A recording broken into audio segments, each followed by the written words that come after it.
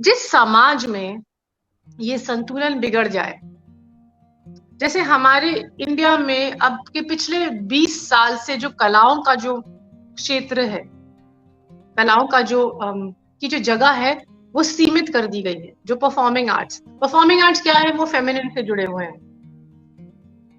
वो हर इंसान की जो शख्सियत है उसको एक तवज्जो देती है परफॉर्मिंग आर्ट्स। तो अगर आप एक ऑडियंस हैं जो नाटक देख रहे हैं, क्लासिकल संगीत सुन रहे हैं, क्लासिकल, तो आप एकत्रित होके जाएंगे, एज अ ग्रुप जाएंगे। उससे एक फैमिली फीलिंग बढ़ती है, सोशल फीलिंग बढ़ती है। आप सोसाइटी का एक हिस्सा बनते हैं, आप हंसते रोते एक साथ हैं जब आप कोई भी परफॉर्मिंग आर्ट्स देखने जाते हैं। अगर आप बहुत ज्यादा परफॉर्मिंग आर्ट से हट के आप अपनी दुनिया में चले गए जिसमें आपकी टेक्नोलॉजी है और आपको लगता है मुझे एक किसी भी हालत में आगे बढ़ना है, तो उस तरह से आपका जो पूरा जो दुनिया उस तरह से बनने लगती है, तो वहां पे पौरुष्य हावी होता जा रहा है। The intellect, too much of intellect, too much of professionalism, too much. आपने ये जो फेमिनिन है इसको कम कर दिया, आपने मैस्कुलिन को जगह दे दी, तो फिर आपकी ये सब चीजें होंगी। मैस्कुलिन में जगह नहीं है प्रेम की, वात्सल्य की, थोड़ा सा अपने आप को छोड़ देने की। उसमें एक एक दृढ़ता है, एक एक ज्यादा पौरुष्य या ज्यादा फेमिनिन ना आदमी के लिए अच्छी है ना औरत के लिए। औरत को ज्यादा फेमिनिन कमजोर बना देती है, उसको पौरुष्य चाहिए उसकी फेमिनिटी को शक्ति देने के लिए, और आदमी को फेमिनिन चाहिए उसके पौरुष्य को एक विस्तार देने के लिए। नहीं तो वो सीमित होता जाता है और वो चाकू की धार जैसा हो जाता है। रिलीजन से थोड़ा अलग होके समझें, धर्म से अलग हट के जरा उसे समझने की कोशिश करें। तो वो ये है कि जो प्रकृति है, शिव और शक्ति के बिना कोई रचना होती नहीं है, और हर इंसान जो है वो भी शिव शक्ति है। जैसे जेनेटिकली भी आप दो चीजों से बनते हैं। 13 क्रोमोसोम्स आपके माँ के आते हैं और 13 पिता के आते हैं।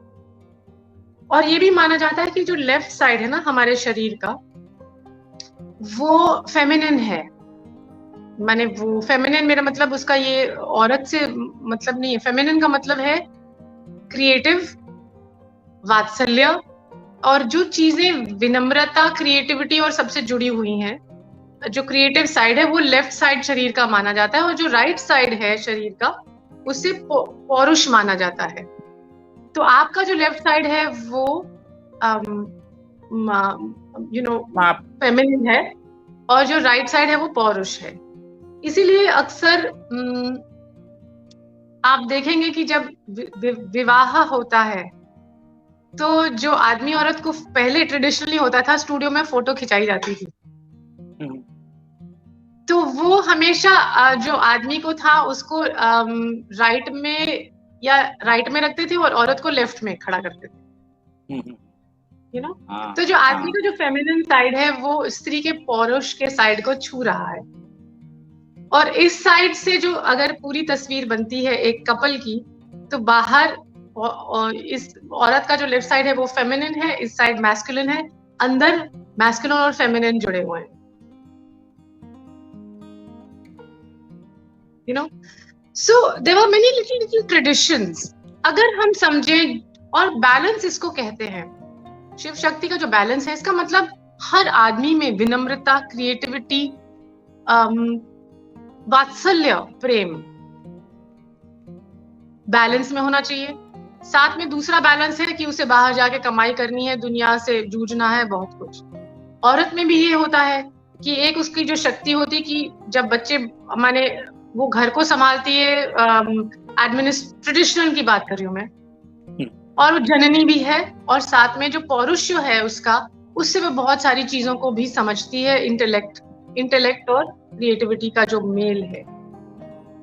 जिस समाज में ये संतुलन बिगड़ जाए, जैसे हमारे इंडिया में अब के पिछले 20 साल से जो कलाओं का जो क्षेत्र है, कलाओं का जो की जो जगह है वो सीमित कर दी गई है। जो परफॉर्मिंग आर्ट्स क्या है? वो फेमिनिन से जुड़े हुए हैं।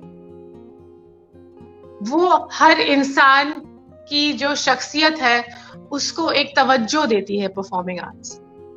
तो अगर आप एक ऑडियंस हैं जो नाटक देख रहे हैं, क्लासिकल संगीत सुन रहे हैं, क्लासिकल, तो आप एकत्रित होके जाएंगे, एज अ ग्रुप जाएंगे। उससे एक फैमिली फीलिंग बढ़ती है, सोशल फीलिंग बढ़ती है, आप सोसाइटी का एक हिस्सा बनते हैं, आप हंसते रोते एक साथ हैं जब आप कोई भी परफॉर्मिंग आर्ट्स देखने जाते हैं।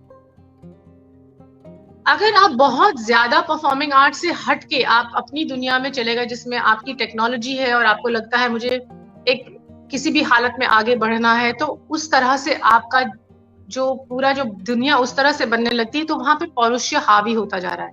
The intellect, too much of intellect, too much of professionalism, too much, आपने ये जो फेमिनिन है इसको कम कर दिया, आपने मैस्कुलिन को जगह दे दी, तो फिर आपकी ये सब चीजें होंगी। मैस्कुलिन में जगह नहीं है प्रेम की, वात्सल्य की,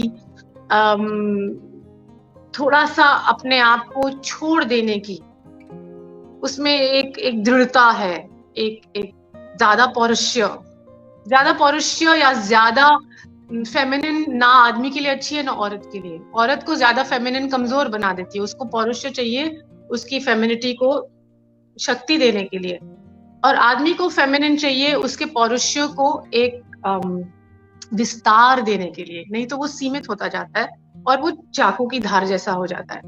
you know what we are seeing in society today is a disbalance, प्रकृति का डिसबैलेंस है।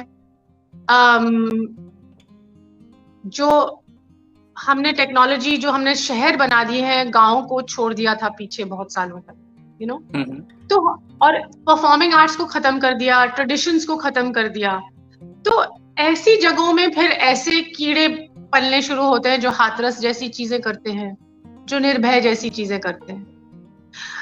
आप जो सोसाइटी के जो लोग हैं उनको जब तक आप बाहर नहीं, आप सोचते हैं हमने ये गंदगी छुपा दी है, वो हमारे सामने नहीं है तो नहीं है, लेकिन वो कीड़े मकोड़े निकल के आते हैं ना रात को, जैसे खटमल रात को निकल के आते हैं, आपको काटेंगे।